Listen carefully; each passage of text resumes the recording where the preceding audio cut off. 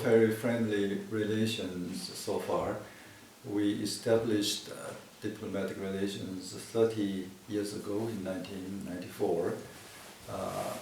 Was okay and good relations and friendly relations, but at the same time we can say not so much dynamic between the two. So we need some momentum to invigorate our bilateral relations on various fronts, political, economic, and people-to-people exchange. This year, that momentum has been in the making. The presidential visit to Korea, June this year, for Korea-Africa Summit, of course, but there was bilateral meetings with our president. And also this year marks the 30th anniversary, as I said. Wow.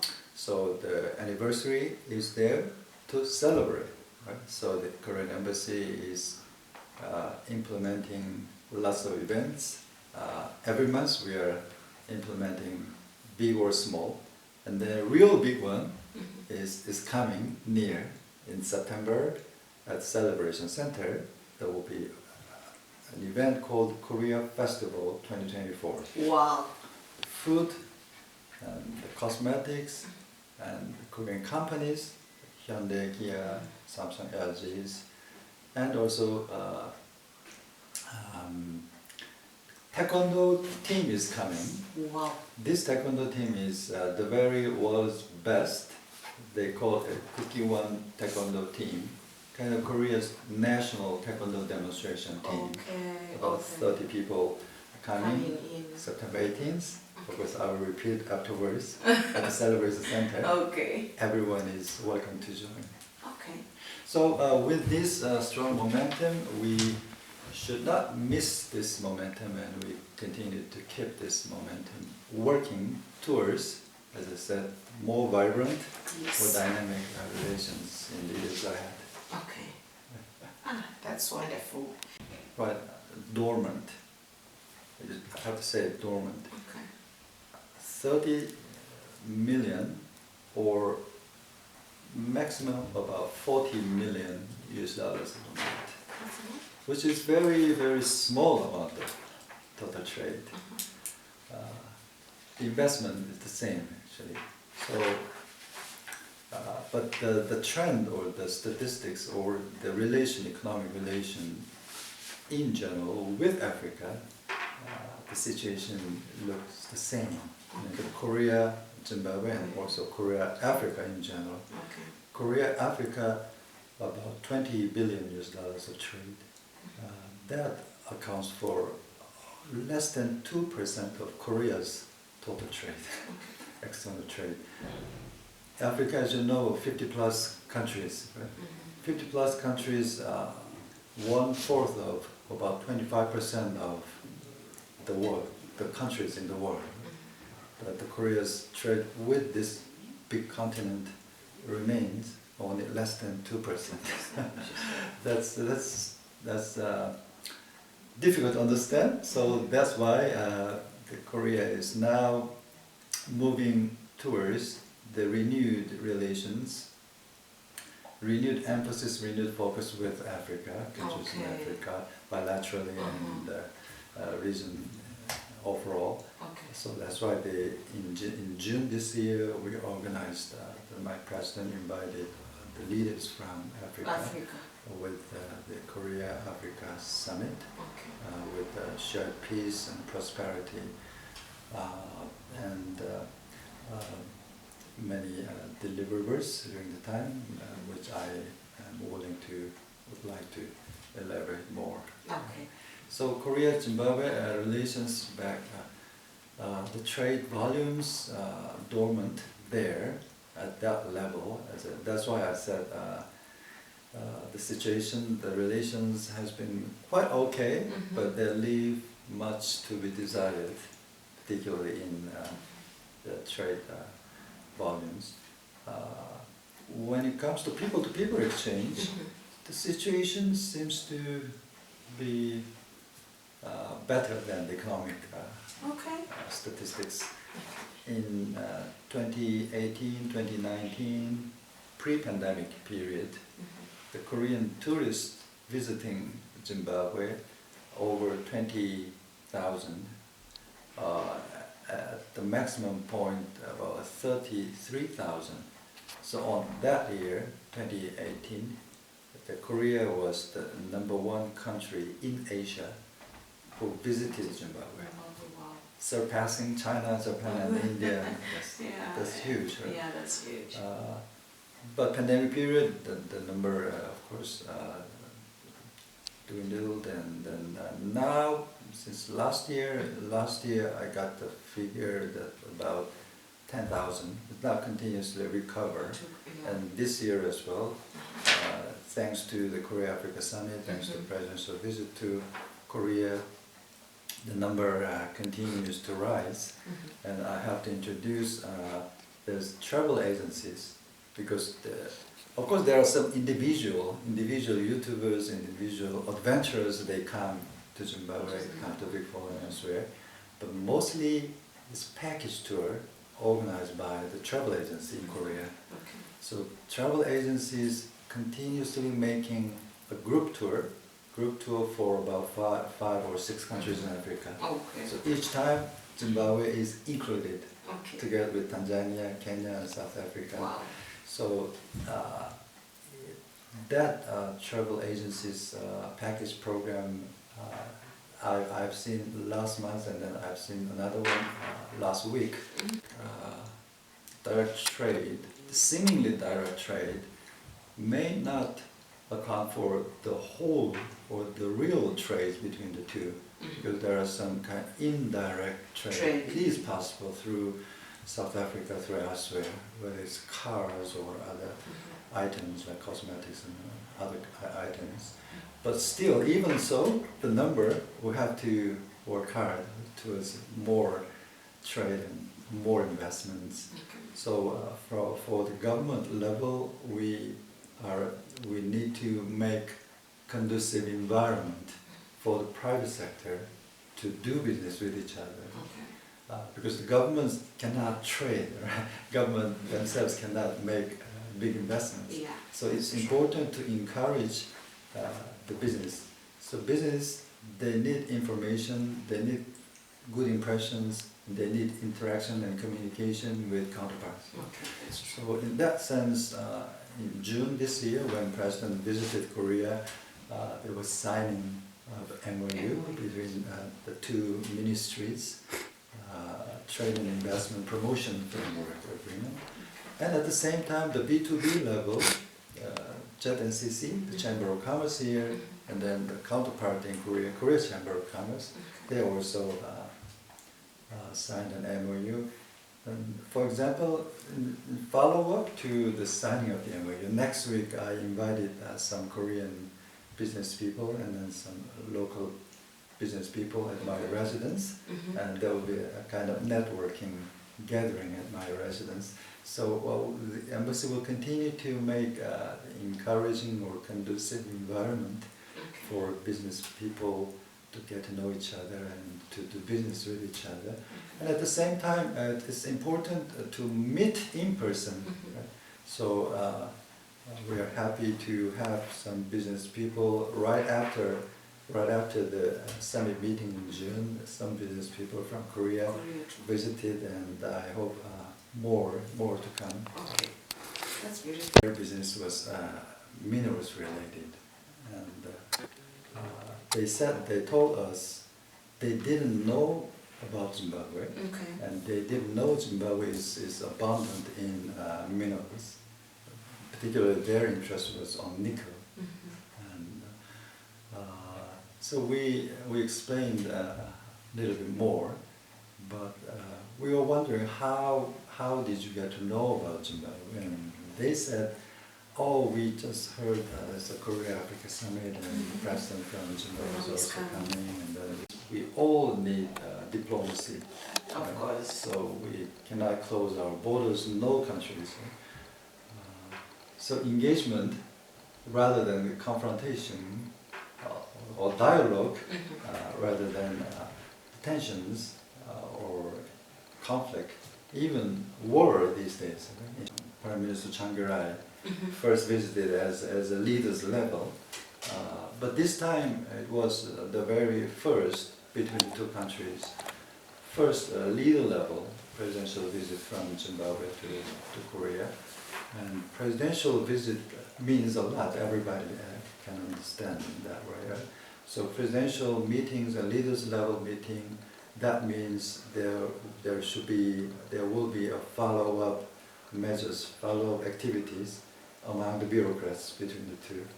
So we are working on those agricultural sector and people-to-people exchange and the mineral sector in order to follow up on the discussions between the two leaders. Okay. All right. And how is it going to enhance the relations that the two countries have? To be with more specifics in agriculture sector, during the president visits, there was another MOU signing in the agricultural sector. Okay. It was about the rice productions in Zimbabwe, because we have the meals, maize and sacha, but also at the same time we hear a growing number of people, they are having the rice. So Korea has the rice as a staple food, and we have had an experience of overcoming the food insecurity and the food self-reliant since 1970s, particularly the rice. So the rice, how to develop the rice variety which is fit for the climate and soil of Zimbabwe. So for that research sector, and also the developed rice variety, how to this irrigation method is the second, and then also the mechanization issues. So with those in mind, the MOU was signed between the two. So Minister of Agriculture here, Dr. Masuka, and he signed with his counterpart in Korea. So how to increase the production of rice in Zimbabwe. So 7 countries in West Africa, including Senegal, and already started this project. Oh, wow. So Zimbabwe now on board as a second batch, thanks to signing in June this year. Okay. So that the follow-up measures will begin, including a feasibility study. Feasibility study means so which area can be like the area for the pilot programs. Oh, for that program, yeah. Yeah. So we have agriculture-related agency from Korean government already here, which is located at SIRDC, the Government-Related Science and Research Institute, SIRDC study. So the Korea-related, agriculture-related agency, which is called KOPIA, K-O-P-I-A. So KOPIA is working there with the researchers. Okay. So they will also take care of this rice project as well. Okay. Right? So that's one specific area of follow-up consultations. And also the minerals. As I said, the government cannot just push or force the companies to invest in the minerals, that's all right. But one of the ideas of making conducive environment, a dialogue mechanism, which is called Korea-Africa Minerals Dialogue, launched. So that inaugural meeting, maybe at the later this year or early next year. So Zimbabwe is one of the key countries of minerals in that sense. And then another one is the technology issues. So how to support the technological development in Zimbabwe and in Africa. So we announced in June the initiative to support technology for African countries, which is called Tech for Africa. So it is supposed to provide those equipments, whether it's tablets or the computers, so the gadgets. So those equipments providing particularly to the young people, university students. So I know here's Harare Institute of Technology and then yes. Ministry of ICT. So we're going to discuss how to implement those initiatives in a concrete manners. Then the fundings from where, right? So my president announced up until 2030, about 10 billion US dollars of amount will be spent. So accumulated one is 10 billion. On the technology. No, the agriculture, the Okay. rice production, Okay, the and rice other production. infrastructures. Okay. So all those like official development assistance. Okay. So we call it official ODA, it's ODS, official okay. development assistance. So this The chairmanship has big burdens in inviting logistic matters and also substantial matters as well. The agenda settings and the drafting of outcome document, which is unique in this time. So as a chair, there are lots of things to prepare. It's not just one ministry or the president alone. It's all of the whole of nation government effort. So it's a very much successful event. One of the agenda was about the drought issues, right? Yes. And induced droughts. yes. And of course, early this year already announced the state of emergency here, and together with Zambia, Malawi, and Namibia, and Mozambique. So right before the SADC summit, I was happy to share with the government, and particularly with you today, the Korean government decided to support not big money, but the modest amount of money for Zimbabwe, $1 million US dollars, and for Zambia and Malawi and Namibia as well. So total about $3 million US dollars of amount to support the government's efforts in tackling with the induced drought. So we are discussing with the World Food Program, WFP, here, how to implement that $1 million. That's beautiful. Thank you. The very purpose of the organization, the SADC, right, they should be maintaining the peace and stability in the regions and achieving co-prosperity in collaboration with each other. That's why this SADC is made up. Right?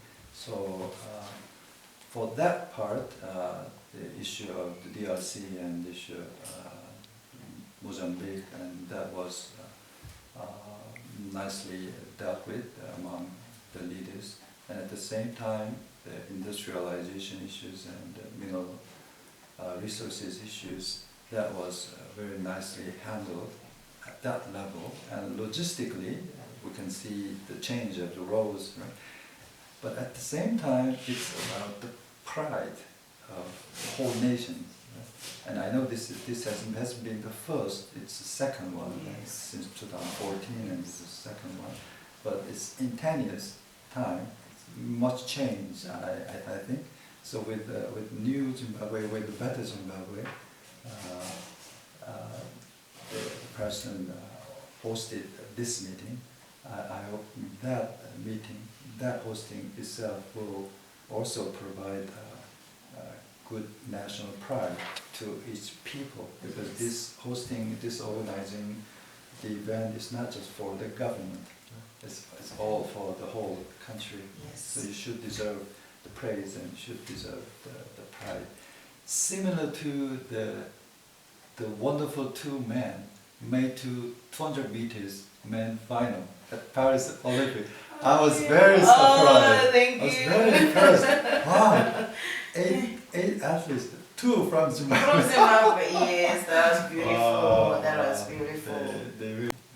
But we understand that there are issues of sanction between Zimbabwe on one side and some other countries on the other. And we also aware and follow up the recent changes announced in Washington in March this year, some changes of the US sanctions regimes. And also we follow up the recent communique from the SADC summit, which reads, I quote, summit reiterated the regional call made at the 39th summit for unconditional removal of sanctions imposed on the Republic of Zimbabwe, and acknowledged that the sanctions continue to hinder the progress and prosperity of the people of the Republic of Zimbabwe and the southern region, end quote. So as sovereign nations, we may have different political and legal system and different culture and history and sometimes different views on the values. Values, I mean, the human rights, democracy, and governance. So we may have different views where we most disagree. Right? So we all understand, I mean, we means the countries in international community, we all understand there are sometimes issues where we have to disagree because we cannot agree with Yes. everything. We can't. Yeah. But even so, as responsible member of international community, we all need to try to address any concerns through dialogue and interactions. So that being the case, Zimbabwe and other countries may continue to address concerns through meaningful dialogue. At the same time, Zimbabwe and other relevant countries may develop friendly, cooperative relations. The guiding principles in handling or leading the dialogue may include respect for sovereignty, self-determination of peoples, and respect for human rights and for fundamental freedoms for all, as enshrined in the United Nations Charter. So Zimbabwe is also a member of the UN, and Korea is also a member of the UN.